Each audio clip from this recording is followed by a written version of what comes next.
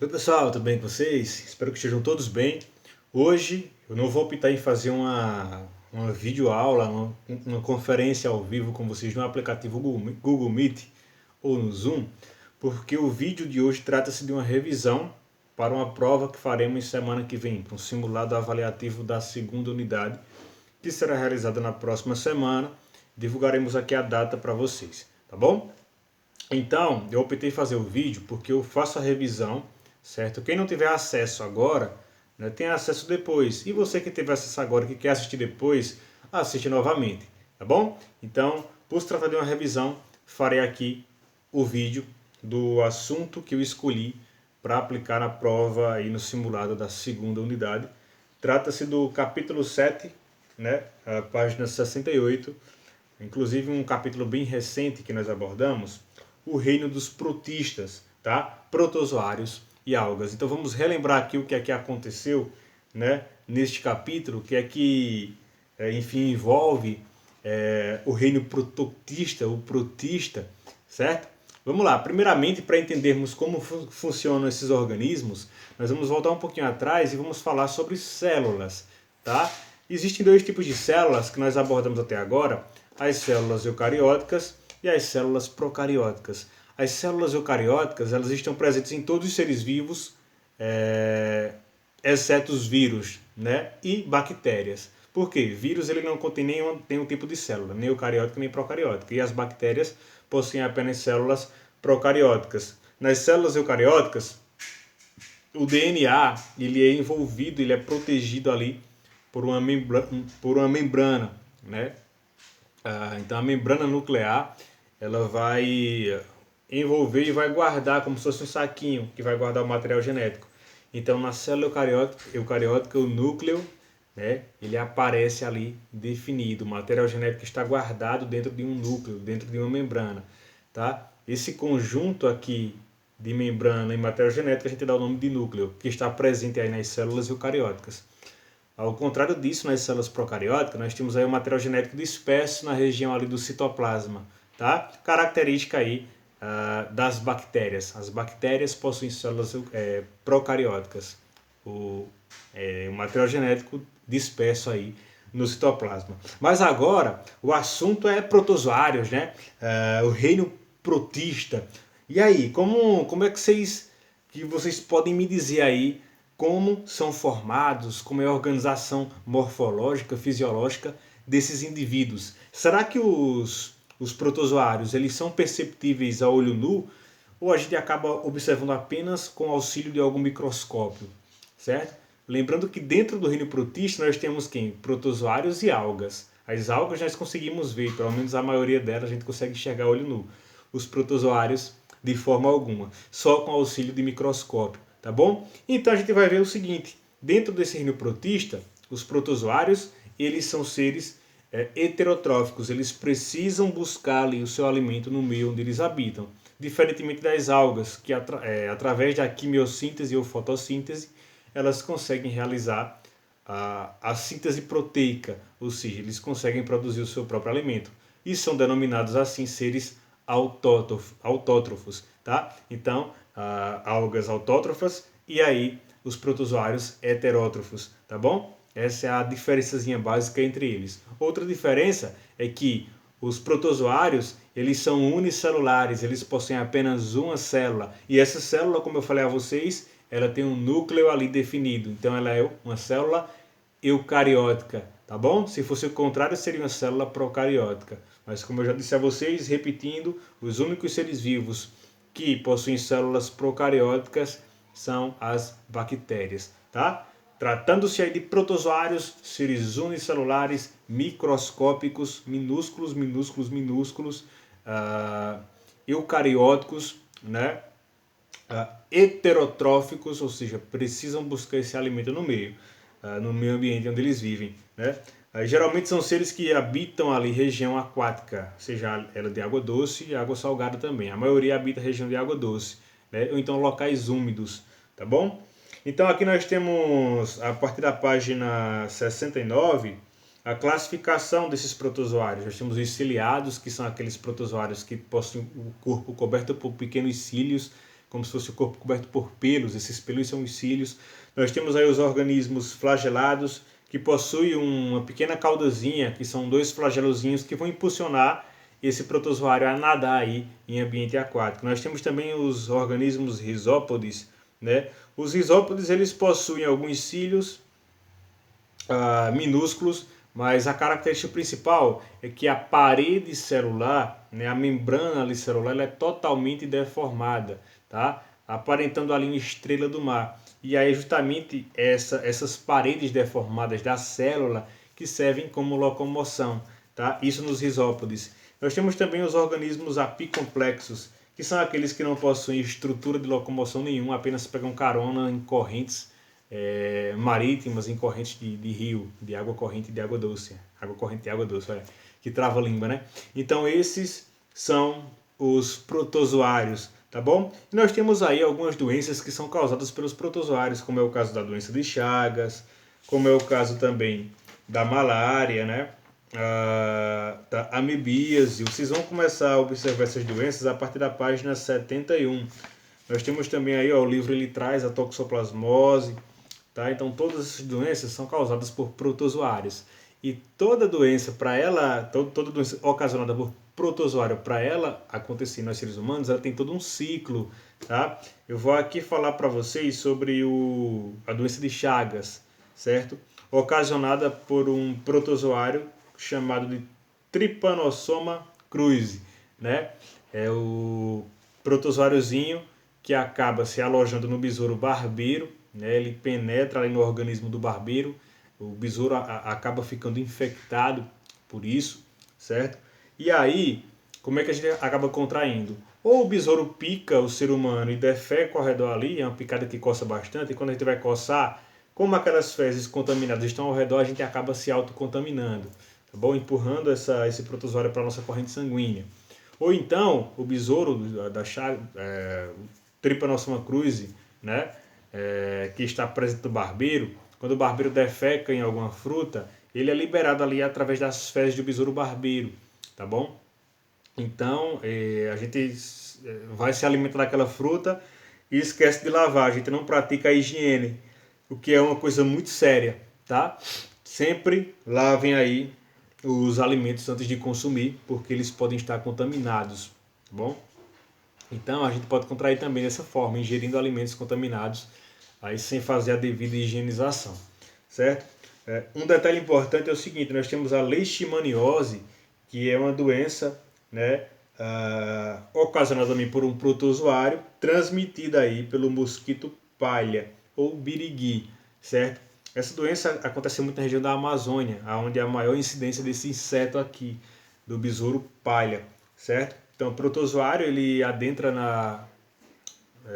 no organismo desse inseto, certo? Desse mosquito. E aí esse mosquito, ao picar um indivíduo com a imunidade baixa, a imunidade fraca, ele vai contaminar. E aí o protozoário vai fazer o quê? Vai reagir de imediato no organismo desse ser humano que foi picado pelo mosquito palha. Tá bom? Então a melhor forma de evitarmos aí o contágio da malária é justamente erradicando, exterminando o inseto. Então, para toda doença tem um tipo de prevenção. Nem toda doença tem cura, mas tem como prevenir que você pegue e ela acabe contraindo esse protozoário para o seu organismo, tá? Então, é porque o ser humano ele é muito desleixado, né? Às vezes a gente tem a possibilidade de lavar um alimento, mas aí a preguiça fala mais alto, né? E a falta de higiene também fala mais alto e a gente acaba comendo aquilo ali sem lavar. Nunca façam isso. É muito perigoso, é sério. Ali pode conter protozoários, ali pode conter vírus e ali pode conter bactérias. Todos esses 3 indivíduos que eu citei agora, eles podem ocasionar sérios danos à sua saúde, inclusive levar a óbito. Então a higiene ela é primordial. Não é apenas a questão do alimento, mas a higiene corporal também, tá? Seja uma pessoa limpa, higiênica, contribua com sua saúde, com seu organismo, tá bom? Essa foi a primeira parte aqui da nossa revisão, falando aí sobre protozoários, certo? Agora vamos falar aqui, eu separei alguns tópicos para vocês. Sim, faltou um detalhe aqui. Falarmos da reprodução, né, dos protozoários. E esquecendo disso aí, ó. Então, os protozoários, no geral, se reproduzem de maneira assexuada. É quando um indivíduo só consegue realizar a bipartição, né? A genética, a bipartição corporal, e o indivíduo ali, quando ele duplica aquele material genético, tá? O núcleo se divide e formam dois indivíduos novos, né? Com as mesmas características do indivíduo principal. Ou seja, aqui tem um indivíduo principal, ele vai se dividir, duplicar e originar dois filhos novos, dois protozoários novos idênticos ao principal. Então eles se reproduzem sem precisar de um parceiro para trocar material genético. Tá? Essa é a forma de reprodução dos protozoários, assexuada, tá? Através de bipartição genética ou cisparidade. Tá bom? Outro detalhe aqui, deixa eu ver o que é que vai cair mais nessa prova de vocês. Eu estou elaborando ela ainda, certo? Mas já tem um esboço montado aqui, certo? Sim, agora vamos adentrar aí no assunto das algas, né? As algas vão iniciar na página 74 ainda, tá bom? Ao contrário dos protozoários, são organismos multicelulares, por isso que a gente consegue observar ela a olho nu, né? Elas têm mais de uma célula, elas podem aí se reproduzir através de fragmentação, esporulação ou bipartição e cisparidade, né? Quando se trata da reprodução assexuada, sem precisar de um outro ser ali para trocar material genético, ela pode se autodividir, né? Como é o caso de algumas algas microscópicas, elas realizam a mesma função reprodutiva que os protozoários também realizam. Elas se autodividem, elas duplicam seu material genético e aí formam novas algas. Nós temos também, como é o caso das algas maiores, a reprodução através da fragmentação. Uma pequena folhinha, né, que não é folha, uma pequena estrutura morfológica ali da alga se desprende e ali ela vai cair em outro local, carregada pela corrente marítima, geralmente, e naquele outro local ela vai dar origem a uma nova alga. Tá? Isso aí é a reprodução através do processo de fragmentação. E nós temos também a reprodução através do processo de esporulação, que essa sim aí é uma reprodução sexuada, sabe por quê? Porque aqui nós temos uma alga, ó, e ela vai produzir vários porozinhos, vários esporos, esporângios, tá? E esses esporângios eles vão ser carregados através da corrente aquática ali até outra alga ali que esteja mais próxima, tá? E aí vai fecundar essa outra alga. Então aí houve uma troca de material genético. Essa é a forma que acontece de reprodução sexuada nas algas, tá? Através do processo conhecido como esporulação. Bom, pessoal, deixa eu ver aqui mais alguma coisa. Seguinte. Aqui tem um quesito bem interessante que diz o seguinte, ó. Os telejornais noticiaram recentemente que várias crianças, ao terem contato com águas de bacias amazônicas, estavam contraindo malária. Argumente sobre essa afirmação. Veja bem, a malária é aquela doença que eu falei a vocês, né? Que ela é ocasionada pelo mosquito palha, que ao picar você vai liberar o protozoário da malária na sua corrente sanguínea e você vai adoecer, vai ficar doente. O que se diz o seguinte, os telejornais noticiaram recentemente que várias crianças, ao terem contato com águas da bacia amazônica, estavam contraindo malária. Essa informação é verdadeira ou é falsa? Claramente que essa informação é falsa, porque você não contrai malária tomando banho em rio. Você pode contrair outras doenças. Agora, malária não. A malária é apenas com o contato ali com o mosquito palha que vai injetar ali o protozoário no seu organismo. Então, sempre fiquem atentos para essas casquinhas de banana que elas sempre vão cair, tá bom? Deixa eu ver se tem mais alguma coisa aqui que a gente deve reforçar sobre as algas.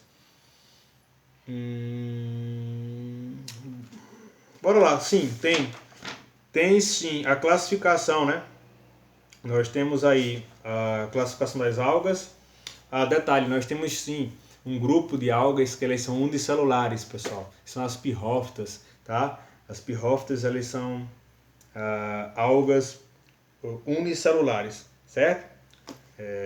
Basicamente invisíveis aí ao olho nu, de tão pequenas que são. Nós temos também as algas euglenófitas, que são consideradas algas unicelulares. Vocês vão encontrar aí na página 76, tá? Classificação das algas. Nós temos aí, ó, as bacilariófitas, né, que são aquelas algas que elas produzem aí uma substância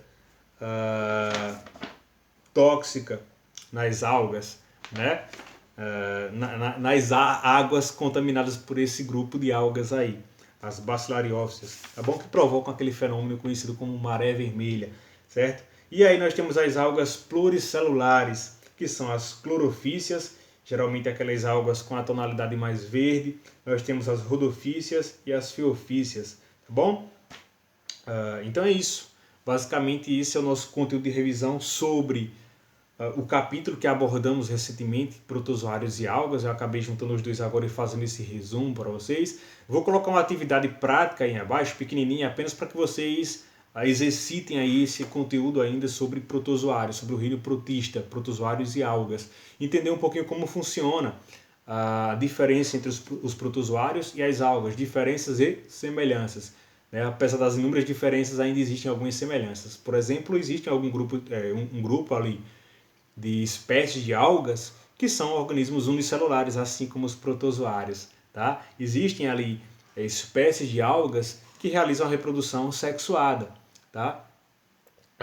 E outros que realizam a reprodução assexuada, que é assim que fazem também os protozoários. Tá bom? Existem algas que ocasionam sérios danos de saúde ao ser humano, assim como existem protozoários também que ocasionam doenças em seres humanos. E existem várias diferenças também entre esses dois grupos. Tá? Então, na nossa atividade, na nossa prova da semana que vem, só vai cair conteúdo relacionado o reino protoctista, protozoários e algas. Eu espero que tenham entendido, tá bom? De qualquer forma, estou aqui para ajudá-los no que for necessário, se por acaso vier a surgir alguma dúvida. Oriento vocês a lerem novamente o capítulo para reforçar ainda mais esse conteúdo aí na cabeça de vocês. Quando for semana que vem, estarem todos craques, né, para tirar uma nota super boa no nosso simulado, certo? Então, realizem a atividade, copiem as perguntas, façam o cabeçalho completo, e em seguida respondam e me enviem aí até o meio-dia. Tá bom, galera? Um abraço, até o nosso próximo encontro. Tchau, tchau.